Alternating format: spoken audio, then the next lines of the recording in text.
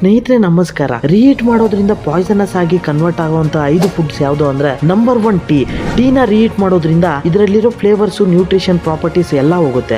ಇದ್ರ ಜೊತೆಗೆ ನಮ್ಮ ಇಂಡಿಯಾದಲ್ಲಿ ಮಾಡುವಂತ ಟೀ ಮಿಲ್ಕ್ ಅಂಡ್ ಶುಗರ್ ಇಂದ ಮಾಡೋದ್ರಿಂದ ಬ್ಯಾಕ್ಟೀರಿಯಾಗಳು ತುಂಬಾ ಬೇಗ ಗ್ರೋ ಆಗೋ ಚಾನ್ಸ್ ಇದಾವೆ. ಇದರಿಂದ ಸ್ಟಮಕ್ ಅಪ್ಸೆಟ್ ಮತ್ತೆ ಡಯೇರಿಯಾ ಅಂತ ಇಶ್ಯೂಸ್ ಬರುತ್ತೆ.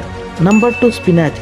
ಪಾಲಕಲ್ಲಿ ಐರನ್ ಆ್ಯಂಡ್ ನೈಟ್ರೇಟ್ಸ್ ಇರೋದ್ರಿಂದ ರೀಹೀಟ್ ಮಾಡೋದ್ರಿಂದ ನೈಟ್ರೈಟ್ಸ್ ಆಗಿ ಕನ್ವರ್ಟ್ ಆಗಿ ಕಿಡ್ಸು ಕ್ಯಾನ್ಸರ್ ಬರುತ್ತಂತೆ.